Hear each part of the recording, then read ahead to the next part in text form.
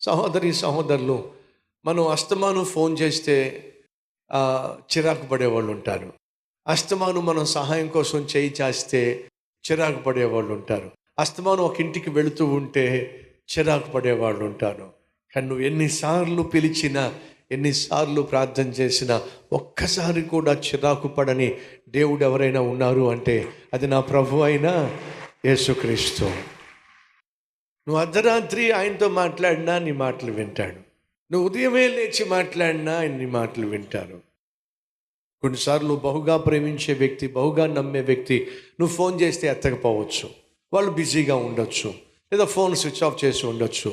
కానీ నా దేవుని యొక్క ఫోన్ ఈరోజు వరకు స్విచ్ ఆఫ్లో లేనే లేదు. ఆ లైన్ ఎప్పుడు బిజీగా ఉండే ప్రసక్తి లేనే లేదు. ఆపత్కాలమున నాకు మొరపెట్టు, నేను నీకు ఉత్తరము ఇస్తాను అని దేవుడు సెలవిచ్చాడు. సంగమా, నువ్వు ఎన్నిసార్లు దేవుని దగ్గరకు వచ్చినా అన్నిసార్లు నీ దగ్గరకు వచ్చే దేవుడు, నేను ప్రకటించే దేవుడు. నా యొద్దకు రండి, నేను మీ యొద్దకు వస్తాను. నన్ను అడగండి, నేను మీకు ఇస్తాను. నన్ను ఘనపరచండి, అప్పుడు నేను మిమ్మలను ఘనపరుస్తాను. సహోదరి సహోదరులు, మహారాజుగా ఉన్నటువంటి దావీదు యొక్క జీవితంలో శత్రువు మళ్ళా వచ్చాడని తెలిసినప్పుడు దావీదు విర్రవేగలేదండి, గర్వించలేదండి. మళ్ళీ వచ్చాడా, వాడి సంగతి నేను చూస్తా అనలేదండి. మళ్ళీ అదే దీనత్వం. దావీదుకున్న గుణం ఏమిటో తెలుసా? దీనత్వం, తగ్గింపు తత్వం. దావీదులో ఎక్కడ కూడా ఇంత కూడా గర్వాన్ని మీరు చూడరండి. నాశనానికి ముందేం నడుస్తుంది? గర్వం నడుస్తుంది. ఘనతకు ముందు ఏం వెళుతుంది? వినయం వెళుతుంది. దావీదును మీరు జాగ్రత్తగా పరిశీలన చేస్తే కనిపించే అద్భుతమైన గుణము దీనత్వం. సహోదరి సహోదరులు, మంచి ఉద్యోగం వచ్చిందా, మాట తీరు మారనివ్వకండి.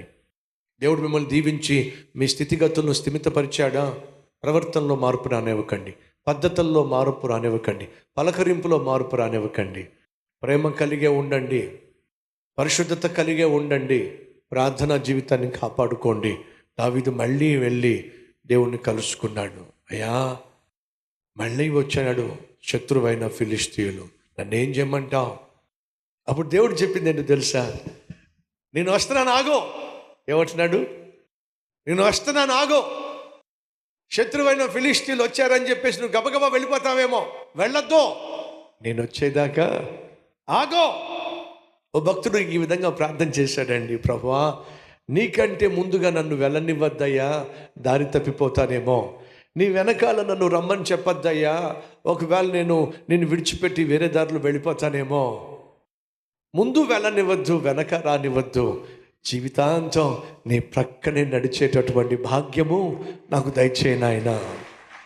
బైబిల్లో ఒక అద్భుతమైన ఆత్మీయుడు ఉన్నాడు. అతని పేరేంటో తెలుసా? హనోకు ఏం చేశాడట? దేవునికి ముందుగా నడిచాడా, దేవునికి వెనక నడిచాడా, దేవునితో నడిచాడా? చెప్పండి. దేవునితో నడిచాడు.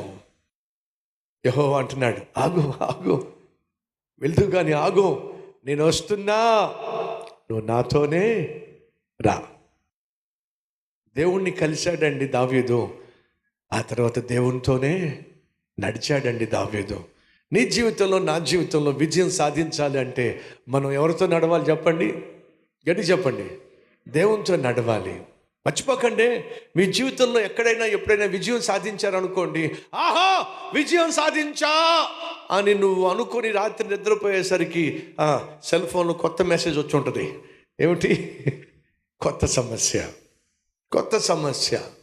సైతాను నిద్రపోయే ప్రసక్తి లేనే లేదు. యోసేపు అందగాడు, చాలా చక్కని వాడు. ఆ ఇంట్లో ఉన్నటువంటి యజమానురాలు యోసేపు మీద కన్ను వేసింది. ఎన్నిసార్లు శోధించిందో మీరు ఎవరైనా చెప్పగలరా? ఎప్పుడెప్పుడు శోధించిందో మీరు ఎవరైనా చెప్పగలరా? మొదటి రోజు వచ్చింది, నువ్వంటే నాకు ఇష్టం అని చెప్పానంటే యోసేపు ఎప్పుడు కూడా తిరిగి ఒక మాటలు చెప్పలా. నిన్నొచ్చింది, ఈరోజు వచ్చింది, యోసేపు నో అన్నాడు అని చెప్తే వదిలేసిందంటారా? 39వ అధ్యాయము ఆదికాండము 10వ వచనము, దినదినము ఆమె యోసేపుతో మాటలాడుచూ ఉండెను గాని అతడు ఆమెతో పాపము చేయుటకు, ఆమెతో ఉండుటకైనను ఆమె మాట విన్నవాడు కాదు. దినదినము మళ్ళా మళ్ళా మళ్ళా మళ్ళా మళ్ళా మళ్ళా సహోదరుడ సహోదరి వినో, నీ జీవితాన్ని నాశనం చేయాలని, నిన్ను వశపరుచుకోవాలని ఉద్యోగం చేసే చోట, పని చేస్తున్న చోట, చదువుకుంటున్న చోట చాలామంది ప్రతిరోజు ప్రయత్నం చేస్తారు. ఏదో ఒక రోజు విసిగిపోయి నువ్వు ఓకే అంటావేమో అని చెప్పేసి. అది సైతాన్ యొక్క తత్వం. ఫిలిష్తీయులు మళ్ళా వచ్చారు, ఇప్పుడైనా ఓడిపోతాడేమో అని చెప్పి ఆ పాపిష్ఠురాలు మళ్ళా వచ్చి యోసేపుతో అంటుంది, రా మనం హ్యాపీగా జీవిద్దాం, హ్యాపీగా గడుపుదాం. నో, అది సోమవారం కావచ్చు, మంగళవారం కావచ్చు, బుధవారం కావచ్చు, గురువారం కావచ్చు, శనివారం కావచ్చు, ఆదివారం కావచ్చు, మధ్యలో శుక్రవారం కావచ్చు, ఏ రోజైనా సరే నో అంటే నో. సహోదరి సహోదరులు, పాపానికి నో అన్నాడు కాబట్టే యోసేపు ఏమయ్యాడు? దేశాన్ని పరిపాలించే ప్రధానమంత్రి అయ్యాడు. అంటే జీవితం నాకు కావాలన్నవారు ఉంటే రండి కలిసి ప్రార్థన చేద్దాం.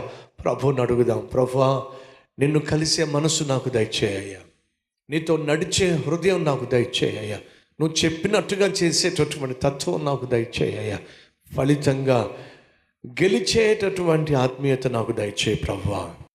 ప్రార్థన చేద్దామా? ప్రతి ఒక్కరూ ప్రార్థనలో ఏకీభవించండి.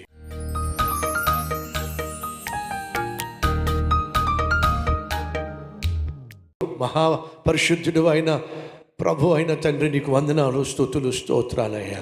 నీ చిత్తానుసారంగా జీవించు వారిని, నీ మాటకు లోబడు వారిని ఎంత మాత్రము విడిచిపెట్టే దేవుడు కానే కాదు నాయన. అయ్యా అయ్యా, మా స్థితి అంత దీనమైన స్థితి అయినా సరే నీ మీద ఆనుకుంటే నాయన మమ్మల్ని ఆశీర్వదిస్తావు, నీ మాట వింటే మమ్మల్ని హెచ్చిస్తావు నాయన. నిన్ను కలిసి మా కష్టాలు చెప్పుకుంటే పరిష్కారం చూపిస్తావు. నువ్వు మాకు తోడుగా వచ్చి నాయన మా శత్రువుని మా కళ్ళ ఎదుటి నుంచి పారిపోయే విధంగా చేస్తావు నాయనా. దావీదుకు తోడుగా ఉన్నట్టు మాకు కూడా తోడుగా ఉన్నాయా.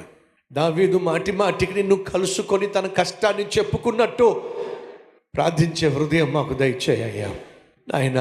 నిన్ను కలిగి గెలిచే జీవితం మాకు దయచేయమని యేసు నామం పేరట వేడుకుంటున్నాం తండ్రి, ఆమేన్.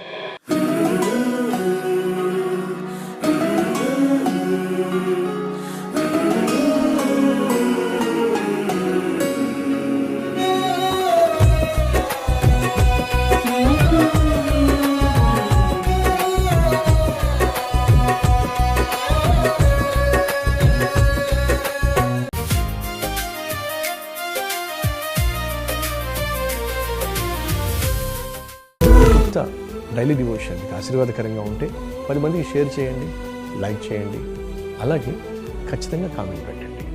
మళ్ళీ రేపు ఇదే సమయంలో మరొక అద్భుతమైన డైలీ డివోషన్ మీ ముందుకు రాబోతున్నాను. అంతవరకు సెలవు.